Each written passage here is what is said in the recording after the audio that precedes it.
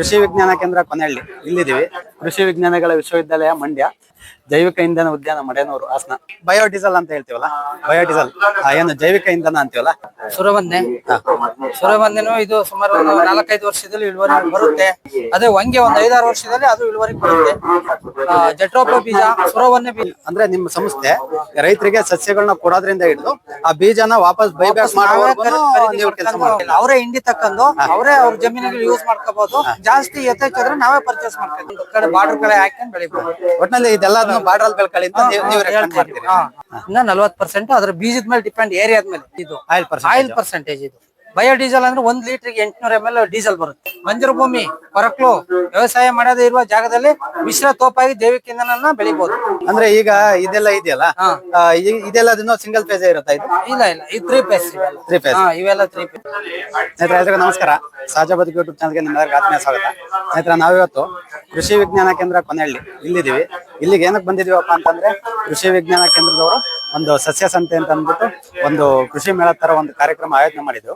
ಅಲ್ಲಿ ಬಂದಿದ್ವಿ. ಅಲ್ಲಿ ಬಂದು ನಾವು ಸ್ಟಾಲ್ ನೋಡ್ಬೇಕಾದ್ರೆ ಸುಮಾರು ಒಂದು 60ರಿಂದ 70 ಸ್ಟಾಲ್ಗಳಿತ್ತು. ಅದನ್ನೆಲ್ಲ ನೋಡ್ಕೊಂಡ್ ಬಂದ್ವಿ. ಅದನ್ನೆಲ್ಲ ನೋಡ್ಕೊಂಡ್ ಬಂದ್ಮೇಲೆ ನಮ್ಗೆ ಗಮನ ಸೆಳೆದಿದ್ದೇನಪ್ಪ ಅಂದ್ರೆ ಈ ಸ್ಟಾಲು, ಕೃಷಿ ವಿಜ್ಞಾನಗಳ ವಿಶ್ವವಿದ್ಯಾಲಯ ಮಂಡ್ಯ, ಜೈವಿಕ ಇಂಧನ ಉದ್ಯಾನ ಮಡೇನೂರು ಹಾಸನ.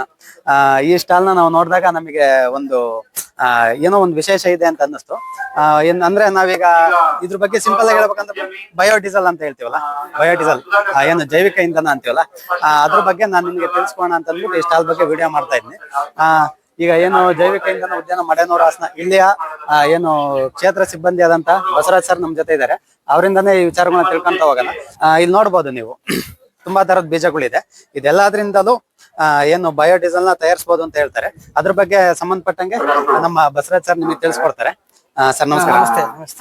ಸರ್ ಇದ್ರ ಬಗ್ಗೆ ಸ್ವಲ್ಪ ರೈತರಿಗೆ ವಿವರವಾಗಿ ತಿಳಿಸ್ಕೊಡ್ಬೋದಾ ನೀವು? ರೈತರಿಗೆಲ್ಲ ನಮಸ್ಕಾರ.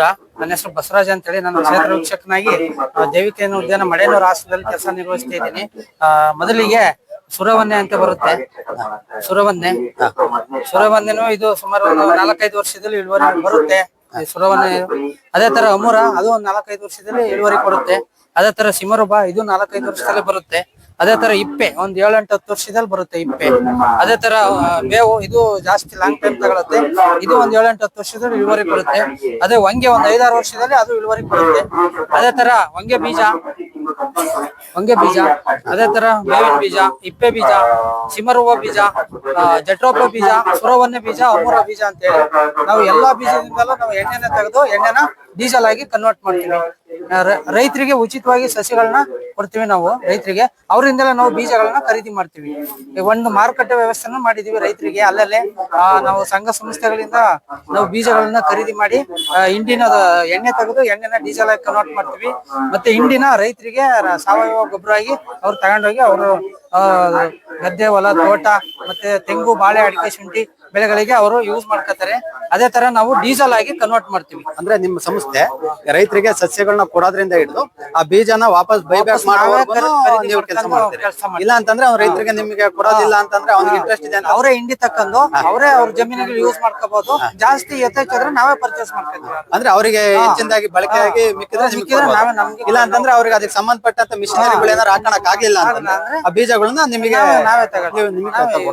ಅಂದ್ರೆ ಇದೇನೋ ಒಂದು ರೈತರಿಗೆಲ್ಲ ಒಂದು ಲಾಭ ತರ ಅಂತ ಕೃಷಿ ಆಗುತ್ತೆ. ಅಂದ್ರೆ ಅವರು ಬೆಳಿತಕ್ಕಂತ ಬೆಳೆಗಳು ನಮ್ಮ ಏನಿದಾವೆ ಆಹಾರ ಪದಾರ್ಥಗಳು ಬೆಳೆಯೋ ಜಾಗದಲ್ಲಿ ಬೆಳಿಬಾರ್ದು. ನಮ್ಮ ಅಂದ್ರೆ ವೇಸ್ಟ್ ಲ್ಯಾಂಡ್, ಬದುಗಳು, ಮೈದಾನ ಅಂತ ಜಾಗದಲ್ಲಿ ಯೂಸ್ ಮಾಡ್ಕೋಬೇಕು. ಅಂದ್ರೆ ಯಾವ್ದೋ ಬೆಳೆ ಬರಲ್ಲ ಆ ಜಾಗದಲ್ಲಿ ನಮ್ಮ ಬೆಳೆಗಳನ್ನ ಹಾಕಿ ಬರುತ್ತೆ. ಅಂದ್ರೆ ಮುಖ್ಯವಾಗಿ ಅಷ್ಟೊಂದು ಆರ್ಥಿಕ ಬೆಳೆ ಬೆಳೆಯನ್ನೆಲ್ಲ ಅಂದ್ರೆ ಒಂದು ಉಪ ಉತ್ಪನ್ನ. ಇದು ಎಲ್ಲಾ ಬೆಳೆಗಳು ಯಾವ ತರ ಬೆಳಿತಾರೆ ಅದೇ ತರ ಇದು ಒಂದು ಉಪ ಉತ್ಪನ್ನ ಆಗಿ ಬರುತ್ತೆ. ಈಗ ಒಬ್ಬ ರೈತ ಈಗ ಇದನ್ನ ಯಾವ್ದೋ ಒಂದು ಬೆಳಿತಾನೆ ಅಂತಂದ್ರೆ ನಿಮಗೆ ಅನಿಸ್ತಂಗೆ ಇಲ್ಲಿನ ಏನು ಹಾಸನ ಈ ದಕ್ಷಿಣ ಒಳನಾಡಿಗೆ ಕರೆಕ್ಟ್ ಆಗಿ ಸೂಟ್ ಆಗಿ ಅರೆಮಲೆನಾಡು ಪ್ರದೇಶಗಳಿಗೆ, ಆಮೇಲೆ ನೀರಾವರಿ ಕಡಿಮೆ ಇರೋಂತ ಪ್ರದೇಶಗಳಿಗೆ ಅಂತ ಬಂದಾಗ ಯಾವ್ಯಾವ ಬೀಜದ ಯಾವ್ಯಾವ ಬೆಳೆಗಳು ಯಾವ್ಯಾವ ಏರಿಯಾದಲ್ಲಿ ಬೆಳಿಬಹುದು? ಎಲ್ಲಾ ಏರಿಯಾದಲ್ಲೂ ಬರುತ್ತೆ. ಅಂದ್ರೆ ಬಿಸಿಲು ಜಾಸ್ತಿ ಎಲ್ಲಕ್ಕೂ ಸೂಟಬಲ್ ಆಗಿರೋ ಸೆಲೆಕ್ಷನ್ ಮಾಡಿರೋದು ನಾವು. ಅಂದ್ರೆ ಇಲ್ಲೇ ನಮ್ಮ ವೆದರಿಗೆ ಅಂದ್ರೆ ನಮ್ಮ ಯಾವ ಡಿಸ್ಟ್ರಿಕ್ಟ್ ಗೆ? ನಮ್ಮ ಹಾಸನ, ತುಮಕೂರು, ಮೈಸೂರು ಈ ಕಡೆ ಎಲ್ಲ ಚೆನ್ನಾಗಿ ಬರುತ್ತೆ. ನೀರಾವರಿ ಏರಿಯಾದಲ್ಲಿ ಸ್ವಲ್ಪ ಇದಾಗುತ್ತೆ, ಅಂದ್ರೆ ವೆದರ್ ಸೆಟ್ ಆಗುತ್ತೆ, ಇಳುವರಿ ಬರಲ್ಲ ಅಷ್ಟೇ. ಅಂದ್ರೆ ಇಳುವರಿ ಬರಲ್ಲ. ಅಂದ್ರೆ ಅವರು ಮುಖ್ಯವಾಗಿ ಅವ್ರು ಯಾವ ಜಾಗದಲ್ಲಿ ಬೆಳಿತಾರೆ ಅದನ್ನ ನೋಡ್ಕೊಂಡು ಯಾವ ಸಸ್ಯ ಬೆಳೆದ್ರೆ ಅವ್ರಿಗೆ ಅನುಕೂಲ ಅನ್ನೋದನ್ನ ಅವರು ಸೆಲೆಕ್ಷನ್ ಅಲ್ಲಿ ಯಾವ ಕ್ಷೇತ್ರದಲ್ಲಿ ಇರ್ತಕ್ಕಂಥ ಕೃಷಿ ಅಧಿಕಾರಿಗಳನ್ನ ಕೇಳ್ಕೊಂಡು ಸೆಲೆಕ್ಟ್ ಮಾಡ್ಕೊಂಡು ಬೆಳೆದ್ರೆ ಉತ್ತಮ ಆಗಿರುತ್ತೆ ಅಂತ ಹೇಳ್ತೀರಿ. ಅಂದ್ರೆ ಈಗ ನಿಮಗೆ ನೀವ್ ಹೇಳಿದ್ರಲ್ಲ ಈಗ ಯಾವ್ದ್ರಲ್ಲಿ ಅತಿ ಹೆಚ್ಚಿನದಾಗಿ ಜಾಸ್ತಿ ಏನು ಬಯೋಡೀಸೆಲ್ ಸಿಗಂತ ಬೀಜ ಒಂಗೆಲ್ ಸಿಗುತ್ತೆ, ಒಂಗೆಲ್ ಸಿಗುತ್ತೆ, ಸಿಮರುಬ ಸಿಗುತ್ತೆ, ಸುರವನ್ನೆಲೆ ಎಲ್ಲ ಯಥೇಚ್ಛವಾಗಿ ಒಂದ 50 ರಿಂದ 50% ಆಯಿಲ್ ಬರುತ್ತೆ. ಯಾವ್ದೋ ಸುರವನ್ನೆಲೆ ಅದ್ರಲ್ಲಿ ಈಗ 50% ಆಯಿಲ್ ಸಿಗುತ್ತೆ ಅಂದ್ರೆ ನಮಗೆ 40% ಸಿಗುತ್ತೆ, 40% ಸಿಗುತ್ತೆ, 40% ಸಿಗುತ್ತೆ. ಅದು ಎಲ್ಲಾ ಜಾಗದಲ್ಲೂ ಬೆಳಿಬಹುದು. ಬೆಳಿಬಹುದು. ಅಂದ್ರೆ ಅದೇನು ಸರ್ ಮರ ಆಗುತ್ತೆ ಇಲ್ಲ ಗಿಡನ? ಮರ ಆಗುತ್ತೆ, ಸ್ವಲ್ಪ ಛತ್ರಿ ತರ ಆಗ್ಲಿಕ್ಕೆ ಬೆಳಿಕಬಹುದು. ನಮ್ಮ ಎಲ್ಲಾರು ಒಂದು ಕಡೆ ಬಾರ್ಡರ್ ಕಡೆ ಹಾಕೊಂಡು ಬೆಳಿಬಹುದು. ಒಟ್ನಲ್ಲಿ ಇದೆಲ್ಲದನ್ನು ಬಾರ್ಡರ್ ಬೆಳ್ಕೊಳ್ಳಿ ಅಂತ ನೀವು ರೆಕಮೆಂಡ್ ಮಾಡ್ತೀರಿ. ಹಾ ಸರ್. ಈಗ ಒಬ್ಬ ರೈತ ಈಗ ಅದನ್ನ ಬೆಳಕಾಣಿಸ್ಕೋಬೇಕು ಅಂದಾಗ ಅವನಿಗೆ ಒಂದಿಷ್ಟು ಮಿಷನರಿಗಳು ಬೇಕಾಗುತ್ತೆ. ಆ ಮಿಷನರಿಗಳ ವ್ಯವಸ್ಥೆ ನಿಮ್ಮ ಏನ್ ಇಲಾಖೆಯಿಂದ ನಮ್ಮ ಇಲಾಖೆಯಿಂದ ಏನ್ ಮಿಷನ್ ಬರಲ್ಲ. ಬ್ಯಾಂಕ್ಗಳು ಇವು ಸಬ್ಸಿಡಿ ಇವೆಲ್ಲ ಇರ್ತಾವಲ್ಲ, ಕೃಷಿ ಇಲಾಖೆ ಬ್ಯಾಂಕ್ ಸಹಾಯದಿಂದ ಅವ್ರು ಮಾಡ್ಕೋಬಹುದು. ಅದಕ್ಕೆಲ್ಲ ಸಹಾಯಧನ ಸಿಗುತ್ತೆ. ಈಗ ನಮ್ಮವು ಶ್ರೀ ಶಕ್ತಿ ಸಂಘಗಳು ಏನೇನು ಗುಂಪುಗಳಿದ್ದು ಅವಕ್ಕೆಲ್ಲ ನಾವು ಉಚಿತವಾಗಿ ವಿತರಣೆ ಮಾಡಿದೀವಿ.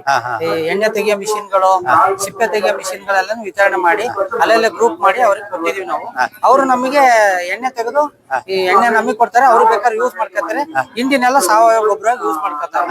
ನಮ್ಮ ಅಂದ್ರೆ ಒಬ್ಬ ರೈತ ಅದನ್ನ ಬಳಸ್ಕೊಂತ ಇದ್ದಾನೆ ಅಂತಂದ್ರೆ ಅವನಿಗೆ ಕೃಷಿ ಬೇಕಾದಂತ ಹಿಂಡಿನೂ ಸಿಗುತ್ತೆ. ಅದ್ರ ಜೊತೆಲಿ ಈಗ ಯಾವ್ದು ನೀವು ಹೊಂಗೆ ಆಗಿರ್ಬೋದು, ಬೇವಾಗಿರ್ಬೋದು, ಇದು ಗಿಡದ ಕಡ್ದ್ಬಿಟ್ಟು ಸೊಪ್ಪನೆಲ್ಲ ಬೇಕಾದ್ರೆ ಅವ್ನು ಹಸಿ ಗೊಬ್ಬರಕ್ಕಾಗಿ ಮಾಡ್ಕೋಬಹುದು. ಹಸಿರೆಲ್ಲ ಗೊಬ್ಬರನೂ ಆಗುತ್ತೆ. ಈಗ ಆಯಿಲ್ ಮತ್ತೆ ಅವ್ರು ಸ್ಪ್ರೇ ಮಾಡ್ಕೋಬಹುದು. ಒಂದು ಹಿಂಡಿನ ಸಾವಯವ ಗೊಬ್ಬರವಾಗಿ ಅವ್ರು ಇದಕ್ಕೆ ಯೂಸ್ ಮಾಡ್ಕೋಬಹುದು. ಈಗ ಇದ್ರ ಬಗ್ಗೆ ಜಾಸ್ತಿ ಮಾಹಿತಿ ಕೊಡ್ಬೇಕು ಅಂತಂದಾಗ ಸಾಕಿದ್ರಲ್ಲ, ಇದ್ರ ಬಗ್ಗೆ ಸ್ವಲ್ಪ ವಿವರಿಸಿ ಹೇಳಿ. ಈಗ ಈ ಸಸ್ಯಗಳಲ್ಲಿ ನೋಡಿ ಹೊಂಗೆ ಇದೆಯಲ್ಲ, ಇದು ಮಾರ್ಚ್ ಮೇ ಇದ್ರಲ್ಲಿ ಬರುತ್ತೆ ಹೊಂಗೆ. ನೋಡಿ ಇಲ್ಲಿ 15 ರಿಂದ 40 ಕೆಜಿ ಬರುತ್ತೆ ಇಳುವರಿ 4 ವರ್ಷದಲ್ಲೇ. ಇದು 27% ಇಂದ 40%. ಅದ್ರ ಬೀಜದ ಮೇಲೆ ಡಿಪೆಂಡ್, ಏರಿಯಾದ ಮೇಲೆ ಎಷ್ಟು ಪರ್ಸೆಂಟೇಜ್ ಬರುತ್ತೆ. ಅದೇ ತರ ಜಟ್ರೋಪ ಇದೆಯಲ್ಲ, ಅದು ಆಗಸ್ಟ್ ಅಕ್ಟೋಬರ್ ಅಲ್ಲಿ ಬರುತ್ತೆ. 3 ವರ್ಷದಲ್ಲಿ ಇಳುವರಿ ಬರುತ್ತೆ 35 ರಿಂದ 40%. ಅಷ್ಟೇ ಜೂನ್ ಸೆಪ್ಟೆಂಬರ್ ಅಲ್ಲಿ ಬರುತ್ತೆ. 5 ವರ್ಷದೊಳಗೆ ಇಳುವರಿ ಕೊಡುತ್ತೆ. ಅಂದ್ರೆ ಸೆಲೆಕ್ಟೆಡ್ ಬೀಜ ಆಗಿದ್ರೆ ಅದು 20 ರಿಂದ 28 ರಿಂದ 35% ಬರುತ್ತೆ. ಇಪ್ಪೆ ಇದೆಯಲ್ಲ, ಅದು ಜೂನ್ ಆಗಸ್ಟ್ ಅಲ್ಲಿ ಬರುತ್ತೆ. ಅದು 8 ವರ್ಷದಲ್ಲೇ ಇಳುವರಿ ಕೊಡುತ್ತೆ. ಒಂದು 30 ರಿಂದ 35% ಬರುತ್ತೆ ಆಯಿಲ್ ಪರ್ಸೆಂಟೇಜ್ ಅಲ್ಲಿ. ಸುರವನ್ನೇ ಏಪ್ರಿಲ್ ಸೆಪ್ಟೆಂಬರ್ ಅಲ್ಲೇ ಬರುತ್ತೆ. 3 ವರ್ಷದಲ್ಲೇ ಇಳುವರಿ ಕೊಡುತ್ತೆ. 45 ರಿಂದ 65% ಆಯಿಲ್ ಬರುತ್ತೆ ಅದ್ರಲ್ಲಿ. ನಾಗಸಂಪಿಕೆನೂ ಅದೇ ತರ ಸೇಮ್, ಅದು 45% ಬರುತ್ತೆ. ಅಮೂರ ಅಕ್ಟೋಬರ್ ಏಪ್ರಿಲ್ ಅಲ್ಲಿ ಇಳುವರಿ ಬರುತ್ತೆ. ಅದು 35 ರಿಂದ 45% ಇರುತ್ತೆ ಅದ್ರಲ್ಲೂ. ಸಿಮರುಬ ಅಂತೇಳಿ ಇದು ಚೆನ್ನಾಗಿ ಇಳುವರಿ ಕೊಡುತ್ತೆ. ಇದು 5-6 ವರ್ಷದಲ್ಲೇ ಬರುತ್ತೆ ನೋಡಿ. ಇದು 40 ರಿಂದ 50% ಆಯಿಲ್ ಇರುತ್ತೆ. ಅದೇ ತರ ರಬ್ಬರ್ ಅಲ್ಲೂ ನಾವು ತಗೋಬಹುದು. ಅದ್ರಲ್ಲೂ 25 ರಿಂದ 30%. ಏಪ್ರಿಲ್ ಜೂನ್ ಅಲ್ಲಿ ಇದು ಇಳುವರಿ ಕೊಡುತ್ತೆ. ಅಂದ್ರೆ ಸರ್ ಈಗ ನೀವ್ ಹೇಳಿದ್ರಲ್ಲ, ಹೊಂಗೆ ಮತ್ತೆ ಜಟ್ರೋಪ, ಬೇವು, ಇಪ್ಪೆ ಇದೆಲ್ಲ ಆಲ್ಮೋಸ್ಟ್ ಅದು ನಮ್ಮ ಸುತ್ತಮುತ್ತ ನಮ್ಮ ಏರಿಯಾದಲ್ಲಿ ಸಿಗುತ್ತೆ. ಅಂದ್ರೆ ಗೊತ್ತಿರುತ್ತೆ. ಈಗ ಇವಕ್ಕೇನಾರು ಸುರವನ್ನೇ, ನಾಗಸಂಪಿಗೆ ಇವಕ್ಕೇನಾರು ಲೋಕಲ್ ಅಲ್ಲಿ ಬೇರೆ ಹೆಸರುಗಳೇನಾರು ಇದೆಯಾ? ಇಲ್ಲ ಒಂದೇ ಹೆಸರು. ಅಂದ್ರೆ ಇಲ್ಲೇ ಜನಗಳಿಗೆ ಪರಿಚಯ ಇರಲ್ಲ. ಬಟ್ ಏನಪ್ಪಾ ಅಂದ್ರೆ ನೀವು ಹೇಳೋದೇನು ಅಂತಂದ್ರೆ, ಯಾವ್ದೇ ಸಸ್ಯ ಬೆಳೆಯೋದಾದ್ರು ನೀವು ಆ ಸಸ್ಯನ ನಿಮ್ಮ ಜಾಗಕ್ಕೆ ಅಡ್ಜಸ್ಟ್ ಆಗುತ್ತೋ ಹೆಂಗೆ, ನಿಮಗೆ ಯಾವ್ದು ಸೂಕ್ತ ಅನ್ನೋದನ್ನ ಅವರು ಪರ್ಸನಲಿ ರೈತರೇ ಸೆಲೆಕ್ಟ್ ಮಾಡ್ಕೋಬೇಕು.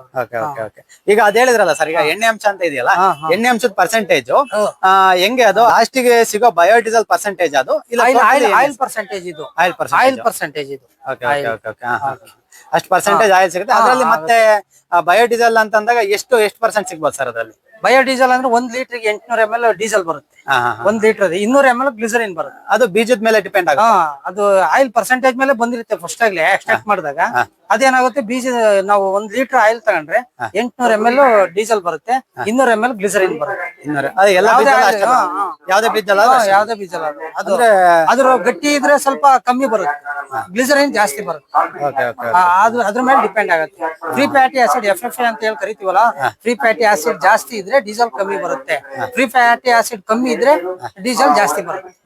ಈಗ ಮುಂದಿನ ನೋಡೋಣ. ಜೈವಿಕ ಇಂಧನ ಮರಗಳು ಬೆಳೆಯುವ ಮಾದರಿ ಹೆಂಗಂದ್ರೆ, ಯಾವ್ಯಾವ ಜಾಗದಲ್ಲಿ ನೋಡಿ, ಇಲ್ಲಿ ವಿವಿಧ ಎಣ್ಣೆ ಬೀಜಗಳು ಉತ್ಪಾದನೆ ಮಾಡುವ ಸಸ್ಯಗಳನ್ನು ವರ್ಷದುದ್ದಕ್ಕೂ ಬೆಳಿಬಹುದು.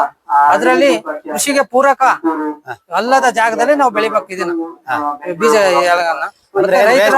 ನೋಡಿ, ರೈತರ ಹೊಲ ಬದುಗಳ ಮೇಲೆ ಸುತ್ತಮುತ್ತ ಮತ್ತೆ ಮನೆ ಇತ್ಲು ಆ ಜಾಗದಲ್ಲಿ ವೇಸ್ಟ್ ಲ್ಯಾಂಡ್ ಅಲ್ಲಿ ಬೆಳಿಬಹುದು.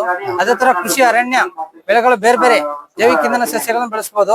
ಅದೇ ತರ ಬದುಗಳಲ್ಲಿ ನೋಡಿ, ಬಂಜರು ಭೂಮಿ, ಕೊರಕ್ಲು, ವ್ಯವಸಾಯ ಮಾಡದೇ ಇರುವ ಜಾಗದಲ್ಲಿ ಮಿಶ್ರ ತೋಪಾಗಿ ಜೈವಿಕ ಇಂಧನ ಬೆಳಿಬಹುದು. ಅಂದ್ರೆ ಈಗ ಎಲ್ಲಾ ಬೇರೆ ಬೇರೆ ಬೀಜದ ಗಿಡಗಳನ್ನು ಒಂದ್ ಕಡೆ ಮಾಡ್ಬೋದು. ಆಮೇಲೆ ರೈತರು ಸ್ವಲ್ಪ ಜಮೀನಿನಲ್ಲಿ ಸ್ವಲ್ಪ ಭಾಗದಲ್ಲಿ ಮಿಶ್ರ ತೋಪಾಗಿ ಬೆಳ್ಕೋಬಹುದು ವೇಸ್ಟ್ ಲ್ಯಾಂಡ್ ಅಲ್ಲಿ. ಅದ್ರಲ್ಲಿ ಅದು ಅನುಕೂಲ ಇದೆ. ಅದೇ ತರ ನಮ್ಮ ಜೈವಿಕ ಇಂಧನ ಅಭಿವೃದ್ಧಿ ಪಡಿಸಿರೋ ಯಂತ್ರೋಪಕರಣಗಳು, ಸಿಪ್ಪೆ ತೆಗೆಯುವ ಯಂತ್ರ, ಸಿಪ್ಪೆ ತೆಗೆಯೋದು, ಇದು ಕೈ ಹ್ಯಾಂಡ್ಲ್ ಇದು ಇದ್ರದ್ದು ವಿದ್ಯುತ್ ಚಾಲಿತ ಸಿಪ್ಪೆ ತೆಗೆಯುವ ಯಂತ್ರ, ಇದ್ರದ್ದು ಎಣ್ಣೆ ಚಾಲಿತ ಯಂತ್ರ, ಸೈಕ್ಲಿಂಗ್ ಹ್ಯಾಂಡ್ಲ್ ಎಣ್ಣೆ ತೆಗೆಯುವ ಯಂತ್ರ. ಅದೇ ತರ ಇದು ಸಿಂಗಲ್ ಫೇಸ್ ಎಣ್ಣೆ ತೆಗೆಯುವ ಯಂತ್ರ. ಅದೇ ತರ ಇದು ಸಿಂಗಲ್ ಫೇಸ್. ಇವು ಡೀಸೆಲ್ ಘಟಕಗಳು ಇವೆಲ್ಲ. ಇದು ಅಂದ್ರೆ ಈಗ ನಾವು ಈ ಸಿಂಗಲ್ ಫೇಸ್ ಅಂತ ಅಂದ್ರಲ್ಲ, ಇದು ನಾವು ಮನೆಗೆ ಮಾತ್ರ ಯೂಸ್ ಮಾಡಕ್, ಮನೇಲಿ ಮಾತ್ರ ಮನೆಗೆ ಮಾತ್ರ, ನಮಗೆ ಎಷ್ಟು ಬೇಕು ಅಷ್ಟು ಮಾತ್ರ ಮನೇಲಿ ತಗೋಬಹುದು. ಅಂದ್ರೆ ಈಗ ಇದೆಲ್ಲ ಇದೆಯಲ್ಲ, ಇದೆಲ್ಲ ಸಿಂಗಲ್ ಫೇಸ್ ಇರುತ್ತಾ? ಇದು ಇಲ್ಲ ಇದು 3 ಫೇಸ್ ಇವೆಲ್ಲ. ಈಗ ಈ ಮಿಷಿನರಿಗಳಿಗೆ ನಿಮ್ಮ ಸಂಸ್ಥೆ ಕಡೆಯಿಂದ ಯಾವ್ದು ಈಗ ಯಾವ್ದು ಇಲ್ಲ, ಎಲ್ಲ ಡಿಸ್ಟ್ರಿಬ್ಯೂಟ್ ಮಾಡಿದ್ವಿ ಆಲ್ರೆಡಿ. ಆ ಯೋಜನೆಯಲ್ಲಿ ಏನ್ ಬಂದಿತ್ತು ಅದನ್ನೆಲ್ಲ ಕೊಟ್ಟು ಮುಂದಿನ ದಿನಗಳಲ್ಲಿ ಏನಾದ್ರು ಬಂದ್ರೆ ರೈತರಿಗೆಲ್ಲ ಅನುಕೂಲ ಮಾಡ್ಕೊಡ್ತೀವಿ. ಅನುಕೂಲ ಮಾಡ್ಕೊಡ್ತಾರೆ. ಇವು ಡೀಸೆಲ್ ಘಟಕಗಳು 25 ಲೀಟರ್, 50 ಲೀಟರ್, 100 ಲೀಟರ್. ಅಲ್ಲ, ಇದನ್ನೆಲ್ಲ ಈಗ ಡೀಸೆಲ್ ಘಟಕಗಳು ಇದ್ರಲ್ಲ, ಇದನ್ನೆಲ್ಲ ರೈತರು ಅವರೇ ಬಳಸ್ಕೊಂಡು ಅವರೇ ಉತ್ಪಾದನೆ ಮಾಡ್ಕೊಂಡು ಅವರೇ ಬಳಸ್ಕೊಂತೀವಿ ಅಂತಂದ್ರೆ ಇದನ್ನ ಮನೆಗಳಲ್ಲಿ ಅವ್ರು ಇಟ್ಕೊಂಡ್ ಬಳಸ್ಕೋಬಹುದು. ಆಗಲ್ಲ, ಮನೇಲಿ ಆಗಲ್ಲ. 3 ಫೇಸ್ ಇದ್ರಲ್ಲೇ ಮಾಡ್ಕೋಬೇಕು. ಅಲ್ಲ, 3 ಫೇಸ್ ಓಕೆ ಮಾಡ್ಕೋಬಹುದು ರೈತರೇ. ಆದ್ರೂ ಅಲ್ಲ, ಇದಕ್ಕೆ ಯಾವ್ದೇನ್ ಲೈಸೆನ್ಸ್ ಇನ್ನೊಂದು ಮತ್ತೇನು ಬೇಕಾಗಲ್ಲ. ಇವಾಗೆಲ್ಲ ಬಂದಿದೆ ಸರ್ಕಾರದಿಂದೆಲ್ಲ ಉಚಿತವಾಗಿ ಇದ್ ಮಾಡಕ್ಕೆ. ಸರ್ಕಾರದಿಂದ ಲೈಸೆನ್ಸ್ ಕೊಟ್ರೆ ಅವರೇ ಮಾಡ್ಕೋಬಹುದು ಅಂತ ಹೇಳಿ ವ್ಯವಸ್ಥೆ ಮಾಡಕ್ ಬಂದಿದೆ. ಅವಾಗ ಅವ್ರು ಮಾಡ್ಕೋಬಹುದು. ಅದು ಅನುಕೂಲ ಮಾಡ್ಕೊಡಕ್ಕೆ ಇದಕ್ಕಂದ್ರೆ ರೈತ ಉತ್ಪಾದನೆ ಮುಂದಿನ ದಿನಗಳಲ್ಲಿ ಬರ್ಬೋದು. ಈಗ ಇದನ್ನೇ ದೊಡ್ಡದಾಗಿ ಉದ್ಯಮ ಮಾಡ್ಕೊಂಡ್ಬಿಟ್ಟು ಇದನ್ನ ನಾವು ಬಯೋಡೀಸೆಲ್ ತಯಾರು ಮಾಡ್ತೀವಿ. ಬಟ್ ನಾವು ಬಯೋಡೀಸೆಲ್ ಬಳಸಲ್ಲ. ನಾವು ಬೇರೆ ಯಾರಿಗಾರು ಕೊಡ್ತೀವಿ ಅಂತಂದ್ರೆ ಅದು ಯಾರಿಗೆ ಕೊಡೋದು? ನಿಮಗೆ ಕೊಡೋದು? ಸರ್ಕಾರದಿಂದ ಈಗ ಅದನ್ನ ರೂಲ್ಸ್ ಮಾಡ್ತಾ ಇದಾರೆ. ಅದೇನಾರು ಬಂದ್ರೆ ಅವರೇ ಪರ್ಚೇಸ್ ಮಾಡ್ಕೊಳಕ್ ಬರ್ತಾರೆ. ಅಲ್ಲ, ಡೀಲರ್ಸ್ ಬರ್ತಾರೆ. ಇವಾಗ ಸರ್ಕಾರದಿಂದ ಆದೇಶ ಆಗಿದೆ, ಡೀಲರ್ಸ್ ಅವರೇ ಕೊಂಡ್ಕೊತಾರೆ ಮಾಡ್ಕೊಟ್ರೆ. ಈಗ ಈ ತಕ್ಷಣಕ್ಕೆ ಮಾಡ್ತಾ ಇರೋದು ನೀವೇನಾರು ತಗೊಳ್ತಿದ್ದೀರಾ? ನಾವೇನ್ ತಗತ್ತೆ ಇಲ್ಲ, ಯಾರು ಮಾಡ್ತಾ ಇಲ್ಲ ಒಟ್ಟಿಗೆ. ನಾವು ಆಯಿಲ್ ಮಾತ್ರ ನಾವು ತಗೊಳ್ತಾ ಇದ್ವಿ. ಅಂದ್ರೆ ಆಯಿಲ್ ಮಾತ್ರ ತೆಗೆದುಕೊಡ್ತಾರೆ. ಬಯೋಡೀಸೆಲ್ ಆಗಿ ನೀವು ಅದನ್ನ ಫಿಲ್ಟರ್ ಮಾಡ್ಬಿಟ್ಟು ನೀವು ತೆಗೆದು ಆ ಬಯೋಡೀಸೆಲ್ ನ ನೀವು ಸೇಲ್ ಮಾಡ್ತೀವಿ.